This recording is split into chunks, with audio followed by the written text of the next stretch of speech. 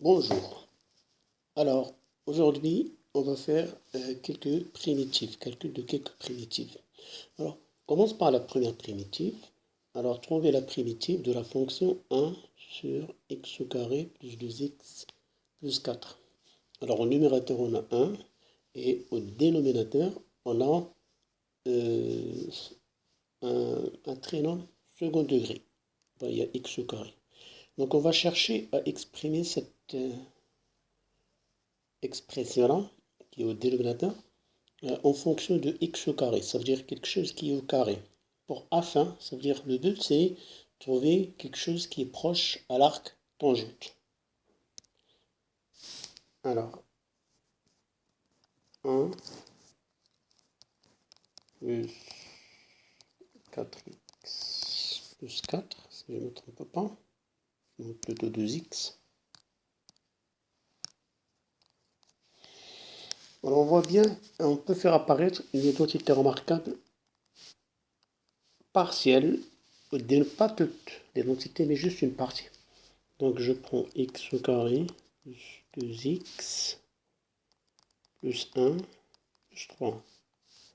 Voilà, c'est a carré plus 2ab plus b carré. C'est 1 x plus 1 au carré plus 3.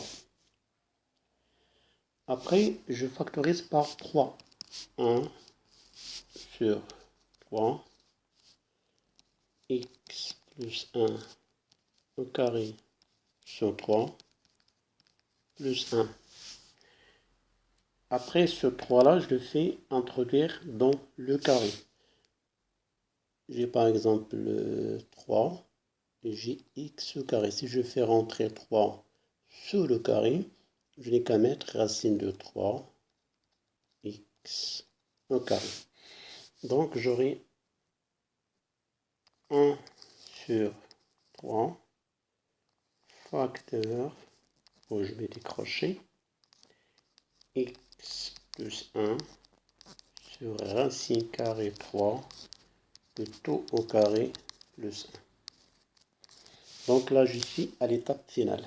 Maintenant, si je cherche la primitive de 100, donc je reprends la primitive de celle-là.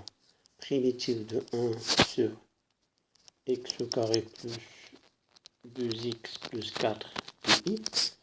Il y a la primitive, bon, 1 tiers, c'est une constante. 1 sur x plus 1 sur racine 3 au carré plus 1. Donc, on s'approche de la forme 1 sur x au carré plus 1 dx, qui a pour primitive arc tangente de x. Alors là, j'ai 1 tiers, 1 x plus 1 racine 3 plus 1 dx. Alors là, j'effectue un petit changement de variable. Je pose tout ça égal à u. X plus 1 racine 3. Ce qui fait du égale, je dérive juste le x. C'est égal dx sur racine carrée 3. Voilà, je dérive x, ça fait 1. Je dérive 1, ça fait 0. Ça reste 1 sur 3 dx. Donc dx égale racine 3 du. Donc ça fait 1 tiers intégrale 1 sur la cu carré plus 1. Et dx, je remplace par fois racine carrée 3. Ce racine 3, je le sors, ça fait racine 3 sur 3. 1 sur e carré plus 1 du qui est égal racine carrée 3 sur 3. La primitive, c'est arc tangente u plus constante. Et maintenant, je reviens au changement de variable. C'est racine carrée 3 sur 3. Arc tangente u, c'est x plus 1 sur racine carrée 3 plus une constante. qui est la primitive de 1 sur x carré plus 2x plus 4.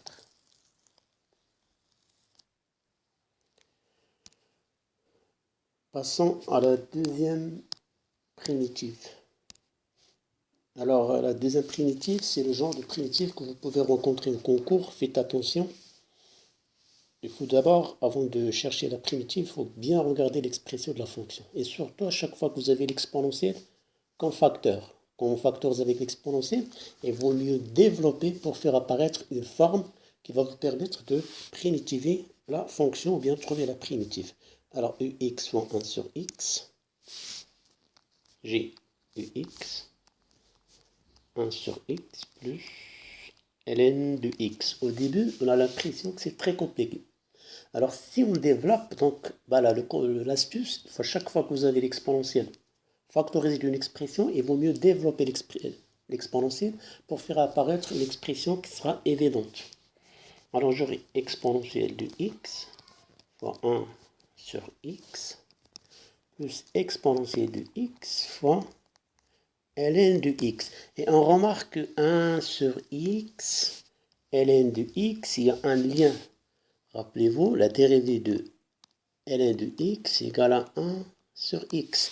Donc, au lieu de 1 sur x, c'est exponentielle de x fois ln de x prime plus exponentielle de x, ln de x. Maintenant, on s'approche, on a quelque chose prime, et ça c'est e prime, et ça c'est v. Non, pardon, e prime, e.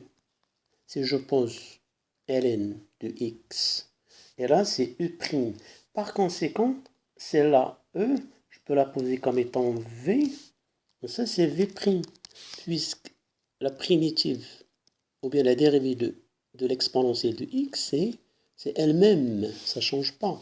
Donc j'ai v e prime plus v prime e, qui a pour primitive e fois v.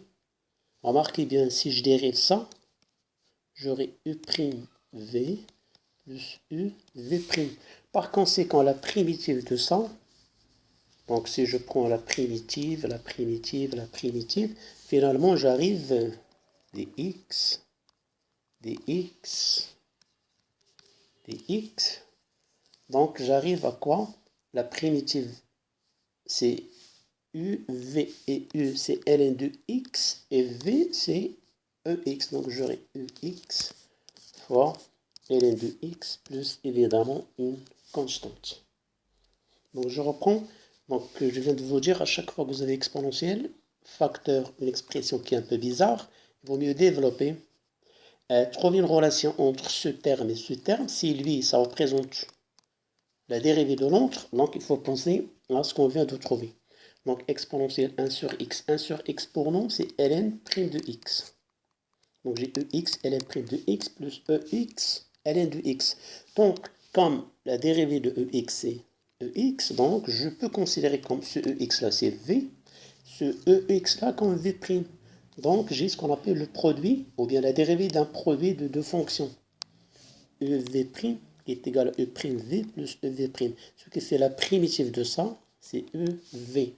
Et c'est EX plus ln de x plus évidemment une constante. Alors le dernier exercice. Alors cos, on va dériver ou bien primitiver 0 pi demi cos x plus sin x dx. Alors là, il n'y a pas ln. On ne peut pas dire c'est ln, puisque quand on dérive ça, il faut avoir moins cos plus sin, ou bien plutôt moins sin plus cos. On ne peut pas séparer, donc on ne peut pas faire des changements de ce qu'on appelle transformer le cosinus en sinus, sinus en cosinus, donc c'est un peu compliqué. Alors pour ce genre d'exercice, surtout pour cette primitive ou cette intégrale, il faut toujours penser à faire un changement de variable. Alors le changement de variable, on pose u égale pi demi moins x. Ou bien plutôt x égale pi demi moins u.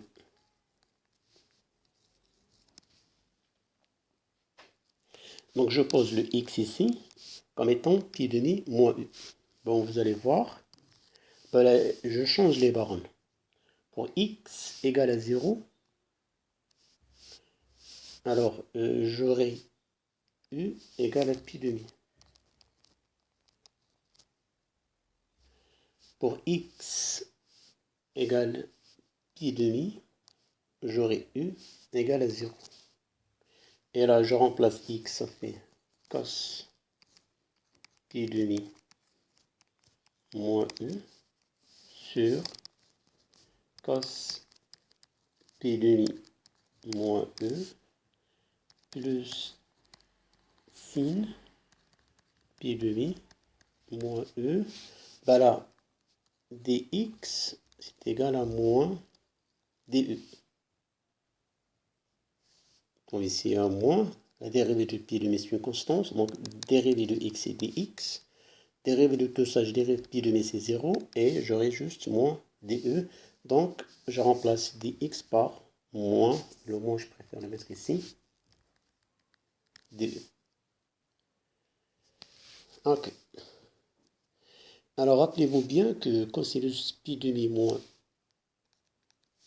u, alors le moins, ça va me permettre juste d'inverser les bornes. 0 pi demi.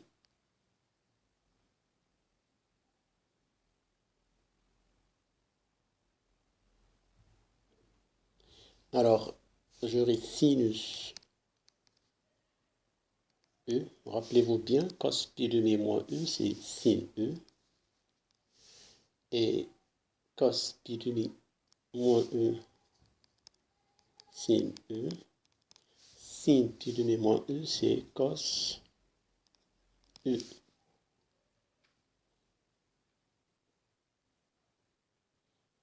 Donc, finalement, j'ai comme quoi ceci i égale à 0 pi demi sin e sur sin e plus cos e. Donc j'ai i égale à ça, cette expression-là.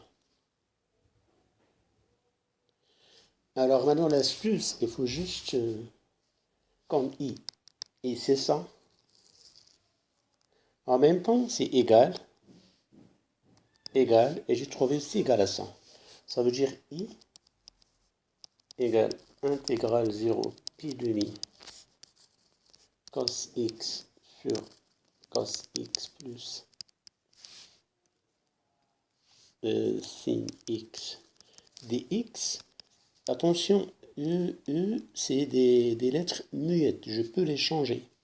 C'est intégrale 0 pi demi sinus x sur sinus x plus cos x dx. Je viens de dire, la lettre E, si je la change par x, ça ne changera rien.